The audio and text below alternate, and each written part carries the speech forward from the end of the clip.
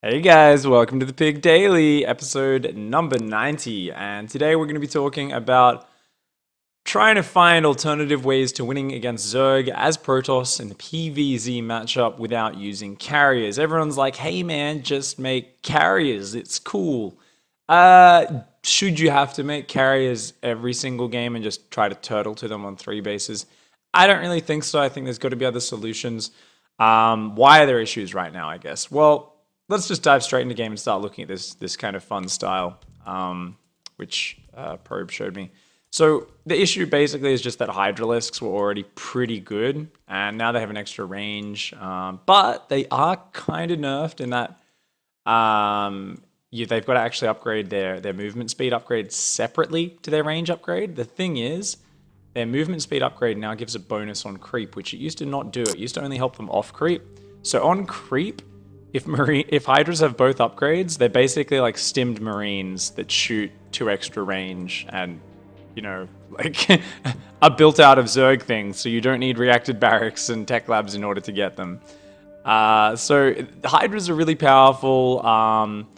Beyond that, Adept Shade Vision has also been nerfed a lot, and this is causing a lot of issues for Protoss players because they relied so much on those Adept openings to put the pressure on, to get reliable scouting information, and also to check that the Zerg wasn't all-inning them, and to know when they should commit with the Adepts, when they were diving into a good position, because they could see if their units were waiting for them. But now that Shade Vision has been nerfed from like 9 right down to 2, it's like the vision of a burrowed Zergling now. It's really atrocious. So as a result, Protoss players are struggling quite a bit with those 2 changes. I yesterday was like just trying to grind out Adept openings, seeing if I could still make them work. Personally, I was playing a player who was a little bit better than me, and he had some sick builds, and he was just crushing me. At a certain point, my spirit was crushed. I felt really sad. I was like, man, I'm just so bad at this game. And luckily, Probe, or you guys might know him as Reinhardt in Twitch chat, Australian pro gamer, popped into my channel and was like, oh yeah, man, you should try out this build I've been thinking about. Get a bunch of charge lots. It's the same as the Adept attack speed opening. Just get charge instead. And I was like, oh yeah, sure, man. Like, this sounds like such a troll build. He's like, yeah. Then you go 2 Stargate Void Ray afterwards, and then you can like add Storm and stuff, and it's really cool. And I was like, yeah, I don't know, man. That sounds a little bit like, yeah, like, good luck with that. That sounds fun. And then he was like, no, seriously, like, it's actually really good. And keep in mind, guys, if you don't know who Probe is, if you ever go on, like, the forums and look for guides for Protoss play, as a Protoss player, you should know who Probe is. Because he's the guy who wrote a guide on Chargelot and Mortal Archon months before it became meta at the top level of play in early Legacy of the Void. He was the guy who, like, invented Phoenix Adept PvT as a very powerful style in the early days, which people were still using in the last season of GSL. He's a guy who's a good understander of the game, who really thinks about things and stuff. And he was like, you know what? The Zealots have more move speed now, so they're actually faster than Ravagers. They're way faster than Roaches off creep. They're faster than Ravagers. So your opponent can't really trap your Zealots. And because Zealots do so much more reliable damage, it's not like with Adepts, where the Adepts can get surrounded by Zerglings or Zerglings and Banelings, and they can just kill your Adepts on the map. With the Chargelots, you can kind of just maintain map control and only take fights when you want to. If they come out with like Ling Bane or Roachling, usually you can kite back far enough away from the slow Banelings or slow Roaches to then engage the Zerglings, kill them, and then walk away. And your Zealots, with the charge damage bonus, plus the fact that Zealots even, they do more damage even than Adepts that have the Glaive upgrade. Just the difference is the Glaives, of course, the Adepts have ranged damage, so in some situations they outperform them. But that was actually really cool, and I was like, oh yeah. He's like, yeah, it's not an all-in. You just do this to try to get map control, and you kind of take it from there. So he said, sometimes you can just kill them with charge lots. Like, you just keep warping in and you just go with like 6, 9, 12 charge lots, whatever. But I was like, okay, whatever, let's just try your funny build. It sounds hilarious. I got way behind, I think, the first game I was trying it. And then I almost came back and won, and I was like, what the shit? So I was like, okay, I'll give it a serious go. played it a whole bunch of games, and from there, I think the only game I won like 6 or 7 games in a row. And, you know, I'm not playing the absolute best pro gamers in the world here. My Protoss MMR has taken a bit of a hit recently, especially with the new patch, but also just being away for BlizzCon, being a little bit rusty. So I'm kind of playing that lower end of GM at the moment. But yeah. So basically, sorry guys, sound's not on, is it? So it's a cool style. Do I think this is gonna be, oh my god, this is definitely the best style ever and there's no weaknesses to it? No, not at all. Could it be something which we still see at high level play every now and then? Yeah, absolutely. And I'm talking like the absolute highest level. I think if you're like a high GM player, you could definitely make this work like pretty reliably. But you know, if you're playing against Solar, if you're playing against Dark, you might struggle a little bit more with this. And I'll talk about some of those potential issues with the build a little bit later. For now, let's give you guys a quick run through of this opening and just kind of get you up to date on exactly what this is. So very simple opening. This is just your standard, because it's a 2-player map, scout after pylon to go block the hatchery, be a pain in the ass. But otherwise you go gate, gas, straight into Nexus. Huh. I was on point yesterday. I definitely wasn't tilted from losing 12 games in a row to +1 melee rushes and burrowed zerglings on my third base. A little bit sloppy having those probes rally down there. But you guys know the build. It's the most standard opening. It's gate, gas, Nexus, core on 19 or 20. I like this wall off, by the way. Space in the gap, another pylon there. It's a decent wall. And then second gas. There will be a second pylon. You want to open up with a single Adept.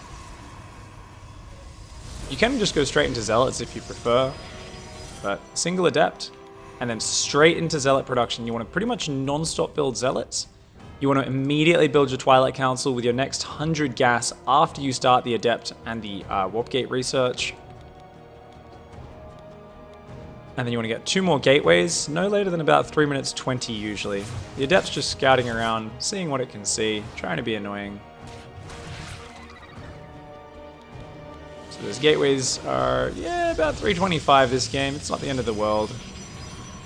Could be faster. And then you'll notice here, right around 3 minutes 30, you should have 3 gateway units out. So one can plug your wall. I don't know what I'm doing with my units there. And then the others can go with a probe and start securing that third base. You also want to put down another pylon to make sure you're not supply blocked. In this case, I put it there. And you want to take your mothership core either just before or just after you take that third nexus, depending on how much you feel you really need that mothership core out. So the mothership core is not rushed out super early with this style. Of course, if you're playing against someone who's done a 12 pool or something weird and aggressive and maybe you feel you need to be a little bit safer, you can always adjust it and get that mothership core a little bit faster. But you can see here, this is very solid, having an Adept with a Zealot wedged in the little gap there. They can defend this from any small Zergling pokes very well. And yeah, from there you basically, you do chrono boost, by the way, your charge the entire time. You always want to make charge before those 2 extra gateways start, just to be clear. And then you want to be warping in lots of Zealots. So you see here, 4 minutes, about 4 minutes 20, 4 minutes 30, I've warped in 3 more Zealots, so I've got 6 Zealots. And they're just going to run around and get map control. And really, do keep in mind, this is quite a sizable move speed buff that they got. These Zealots do move really quite quick. And you can continue to warp in Zealots as well if you want. Some people like to go straight into a couple sentries. I'm still experimenting and I'm still undecided on what I like more. Sentries give you hallucination, which gives you good, reliable scouting, which you don't really have otherwise with this style, and you need to just rely on your kind of map control with chargelets and void rays to scout what's happening. In this particular scenario, this is one of these games where I was being really careful with the build. I was like, yeah, let's not overcommit. I don't want to get surrounded. In hindsight, I was playing against Vivid here. Vivid was mega greedy. He has 10 Zerglings on the map and only a Hydra is building now. And this is something you're going to be facing a lot on ladder, guys. This is what we call the greedy douchebag Zerg. It's where every Zerg player, no matter how high level they are, is so obsessed with getting out Hydras. Not everyone, but a lot of them are so obsessed with getting out Hydras. They're doing these builds which are just horribly greedy, like disgustingly greedy. They're just like, yeah, it's cool. I'll just make like 50 drones, a 3-minute lair, get upgrades and like 4 gases, and just hope you don't pressure or move out at all in the first 6 minutes of the game. And this is kind of this weird early point in New Balance where people aren't really doing tight build orders and they're just kind of like rushing towards things without really being safe. And that's why having some built-in pressure is very important, especially against Zerg. You got to try to kind of force them to not build so many units. So in this particular scenario, when I came in there and I saw there weren't any fighting units, maybe I should have committed. My decision making though, here was when I came in, I actually said to myself, let's just go in, but I don't want to just A move, because once charges is done and you're on creep, it's hard to get out. I saw there's only 1 drone. I thought there can't be more than 2 or 3 drones on his third at this point in the game, therefore he should have plenty of units. What I didn't factor in is that he'd actually invested in so much tech and upgrades, and that's where his money had gone, so it still wasn't fighting units. So in hindsight, if you're facing a lot of players who are doing this, they're not really mining up their third fast, but they are grabbing gases and tech really early. A way to help check against that is to always try to move the zealots towards the natural. Of course, it's always a little bit riskier because their units can wrap around from behind from the third. But if you check the natural, you're going to get a little bit of a clearer picture of where their economy is at. Anyway, despite not doing any damage here, I am forcing units out at the very least. So it's not crazy ideal, but hey, I'm still up in workers even though he's getting this tech out very fast. And from there, I've added 2 Stargates right when I was first moving out with those Zealots. So about a minute ago, you then want to start double Void Ray production. This is such a fun style. From there, you want to basically just try and scout, figure out what's up, use your Void Rays for map control. In this game, I chose to get a fast +1 air weapons, but I haven't really figured out if I reliably want to do that or not. That's kind of something I go for only some games. Here's what we see about, you can usually just run away from units, because unless they have a crazy number of Zerglings to wrap around you, absolutely completely, usually you can just kill the Zerglings before the other units catch up. I personally love to get a Forge. A Forge really helps for building cannons, which are nice, but I also want to be getting attack upgrades on those Zealots, so that if your opponent doesn't get Carapace, Zerglings will get wrecked even after you've exhausted the charge on the Zealots. And it does just help a lot against all your regular units as well. Zealots get very incremental damage increases that are kind of somewhat linear, because, you know, they get just such a small amount of damage each attack. It's kind of always useful to be getting some extra damage on them. And in this case, he got a bit overeager, attacked a little bit too fast, trying to stop me, of course, getting my Void Ray counter. But charge lots, with the way they do so much damage, they don't care too much about that bit of extra range on the Hydras, you know? So when you fight against just a small Hydra attack like this, it looks, wow, this is beautiful, this is great. And it looks amazing. But let's just talk about where we would have gone from here. I would have added a lot more gateways. I have added 2 more in the main, but I didn't really get a chance to add any more. And then I would go for Storm. You don't really want to rush to carriers with this style. You definitely could do this opening just straight into carriers after, say, 2 or 3 Void Rays.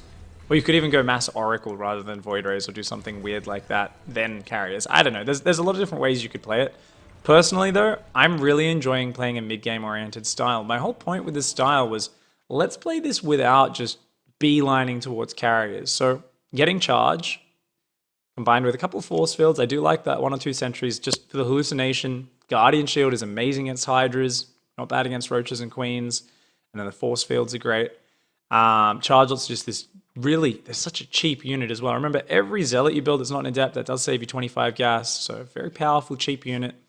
Void Rays are great, but you got to add in Storm there, so you get to big numbers of Hydras and that sort of stuff. You know, having the Storm in there does help a lot. Usually, eventually getting a Robotics as well, so that you can get Observers, and a Warp Prism out is very important, because that's something you always want to do against Hydra-based styles. You want to be warping in Zealots on their 4th and their main base, not necessarily just fighting them in one position, because, of course, we've got to start talking about the weaknesses of this sort of very charge-lot-based army, and that is Banelings is a pretty big one, right? And this is something I'm yet to fully experiment with yet. Exactly how do you micro against Banelings? Now, obviously, there's your standard things against your big Ling Bane all-ins, Ling Bane Queen all-ins. Overcharge is going to be massive. I think Cannon's also going to be incredibly important against Queen Ling Bane. Of course, against Banelings, you don't want to have all your cannons clumped up. You kind of want to have them spread out a decent amount so Banelings can't just blow them all up. In terms of charge lots themselves, the general trick is if your opponent gets Hydras together, if they get things like Banelings and Hydras, or Banelings with mass Zerglings, you really do want your Zealots to be pulled away from the engagement, and you want to try and clear those Banelings with other units. So for a big Hydra Baneling timing, you might really want to be rushing for that Storm. Maybe I'll find that going Void Rays isn't really that important. Maybe just going 1 Stargate Void Ray in order to stop a counterattack, and then just rushing out Storm will become meta. There's lots of kind of potential ways that I could adjust this build. For the moment, I definitely feel like this is a very reliable way to play it though. Just going into this set structure of charge lots, couple sentries, 2-star Void Ray, go up into Storm after that. And of course, this game was already over. I had way more stuff, and charge lots wreck Hydras on their own, no Banelings there to cover them. And I just overwhelmed that. And I also happen to be starting this game. This is one of the earlier games where I was doing it, so I went straight into Carriers, skipped Storm. But normally I would definitely love that Storm behind this. And that works out beautifully. So yeah, definitely getting a faster Storm, faster Archons, as always, is going to be great against Banelings. Also getting a faster Warp Prism, so you can start charge lot counter-attacking, rather than just being forced to fight on the front and engage into Banelings with your charge lots. Those are going to be two of the big ways you adjust this style in order to make sure it actually works well. So here's a cool style. I think it's incredibly fun. I won like 8 games, 7 out of 8 games or something when I started doing this. It really makes Zergs uncomfortable because those charge lots hit hard. And keep in mind, this isn't like, oh, look at this fucking newbie build, it's so shit, oh my god. Keep in mind, guys, if you think back to the meta the last few months, Korean players have been doing charge lot all-ins a lot in Protoss vs Zerg pre 3.8. Back in 3.7, we were seeing, I'm pretty sure Hero did it a few times. I know we saw a lot of players versus the top Zerg players. I saw Dark die to at least one. Players on Gettysburg especially were doing it, where they're like, okay, cool, I'm doing an Archon drop, I'm totally taking a 3rd Nexus, or sometimes they just deny the scouting, wouldn't even put down a fake Nexus. And then they'd just like go like 8-gate charge lot with their Archons, or they'd make like 2 Immortals as well with it, and it'd be like this charge lot Archon Immortal rush, but off 2 base. Like, charge lots just pack such a powerful punch that if the Zerg doesn't have a critical mass of like roaches to like one-shot Zealot stutter step, one-shot Zealot stutter step, or if they don't have Banelings mixed in as well as enough roaches to deal with the other units, charge lots really do pack this punch. So it is a very powerful style, and it's definitely something which, I don't know, I just think it's a cool answer to how can I actually get map control and see what's coming my way without just going towards carriers. I think Oracle openings are very good as well right now. Definitely, I think that's a good choice. So if you guys do end up playing that, not a bad idea at all. For now, shout out questions, guys. Put the @X5 pig tag in chat. I didn't want today's episode to be crazily long or anything, so I'm going to finish it up. I am just starting to show you one other replay of me doing this on Varney Research Station. So I'm going to show this while I am answering a couple of questions. Grannis says, I also feel like Ling and Bane drops are really strong against this style, but I could be wrong. If you mean like an all-in, that's a kind of different discussion. But Void Rays are fantastic against both Swarm Hosts and against your drops, because they can just shut them down. Don't build your wall like this, kids. That gateway is meant to be there. 1 space to the left. That's gross. That's a hideous wall. But yeah, Swarm Hosts are a unit which are very powerful in the current patch. They can get up to your base and start throwing Locusts in. I think that's what we're actually going to see this game. I'm going to fast forward a bit so we get to that point. But also drops, you can shut down those dropper lords. So once someone shows they want to drop, you can start like, you know, you can really chase all their overlords off the map. You could potentially leave a Void Ray defensively. And I'm going to talk about how to do that with this style as well. So this style is very good for shutting down drops. It's very good for shutting down Swarm Hosts as well and limiting what they can do to you. Grana says, I have an important question. What do you think about upgrades with this style? I feel like defense upgrades are better than offense upgrades. Maybe even better than +1 attack. Potentially, but why? What's your argument, Granis? Give us some more info, man. It's one of those things where it's like, well, your zealots doing more damage is awesome because they kill the enemy units faster, but them surviving longer is also awesome because then they can kill more stuff. So there's arguments on both sides there. I think I'd need to go through and actually calculate the armor upgrades against specific attacks. If you think about it with Zerglings, they do cancel out Zergling attack upgrades. The thing is, a lot of people, it's very hard to calculate with Zealots, right? In a very quick, small skirmish, where each Zealot only fights an individual enemy unit, say it's 8 Zealots versus 8 Zerglings, the problem is, each Zealot uses its charge on a single Zergling, and then 2-shots the Zergling because of that bonus 8 damage that they get from that charge. However, like that makes it sound like, oh cool, so you don't need attack upgrades because they're always going to 2-shot them anyway. But it's like, no, actually in a big battle, you're going to have to fight for a long time even after your charges run out, which means there's going to be a lot of moments like this where you're still just moving forward and attacking and attacking. So attack upgrades are still definitely very useful. In terms of what's more useful, it's kind of hard to say. It really depends on what you're fighting. So let me give an example. Because Roaches already have a base armor, and Zealots have 2 attacks, if you don't actually keep up your attack upgrades with their armor upgrades, you're going to be really screwed. So you could go +3 armor and be like, cool, I'm surviving for a pretty long time. But if they've got +2 armor on their Roaches and you don't have an attack upgrade, because your Zealots have 2 attacks, their attacks get split. It means you have double the armor modifier, which means you're going to do so much less damage. Your Zealot's going to become really bad. So you've got to be very wary. Like, if a Zerg doesn't go for carapace upgrades, which is definitely the meta, if they don't go for any carapace upgrades, I think it maybe is fine to go for ground armor, but if Zergs start going for carapace at all, it's always going to be so important to get those attack upgrades on your charge lots. So anyway, guys, I did mention Swarmhost. Now, he came up here with Swarmhost before, almost got the Nexus, and this is immediately what my reaction is get the Void Rays down there and zone them out. If he wants to get in range to throw Locusts again, make sure he loses those Swarmhosts for it. And that's exactly what I did there. And then, even after you chase off the Swarmhosts, of course, they can always arrive with more. They're such a cheap unit. So you're going to see me leave a Void Ray down here for the rest of the game. Maybe not right away because I killed most of the Swarmhosts then, but I will definitely be rotating a Swarmhost back, Void Ray back over there to zone out those Swarmhosts in the near future. Right. Ghost says, Pig, does it need to be a Stargate transition, or could I go Templar and Archon instead? I think you definitely could go straight into Templar and Archon. However, Void Rays are fantastic for messing up big Roach armies. They're fantastic for saying, I'm going to shut down drops, Swarm Hosts, all those sort of things. When you go for, say, Charge Lot Templar Archon, Swarm Hosts become very frustrating to deal with because you can't simply leave a Void Ray over on that right-hand side of the map on a patrol path to deal with everything.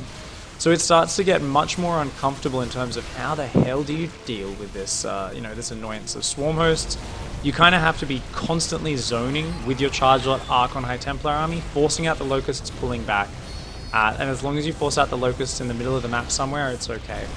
I definitely do feel, and Probe was saying this to me as well, he was like, sometimes I like to get the Robo faster, sometimes I like to get the Storm a bit faster, sometimes I delay the Stargates till later on.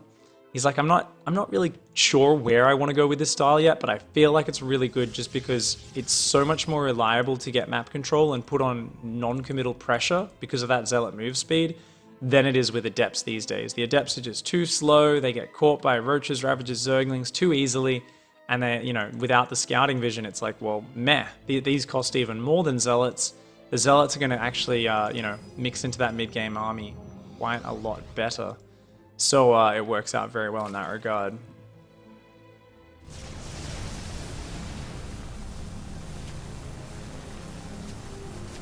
And of course you can do bullshit like this when you avoid this, which is always fun. Kills the drones. Don't let them escape.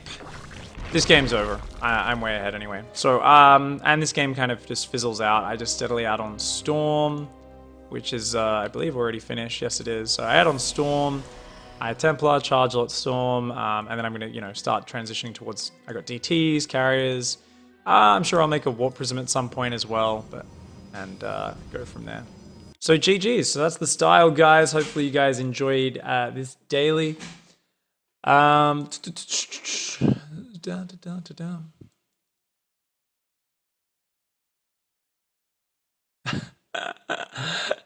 Grana said, I did forget to mention that a lot of the Zergs will also rage at you on ladder if you do charge lot stuff to them. They deserve it, man. Get wrecked, Zergs aren't building any defense early. Wreck 'em all, boys.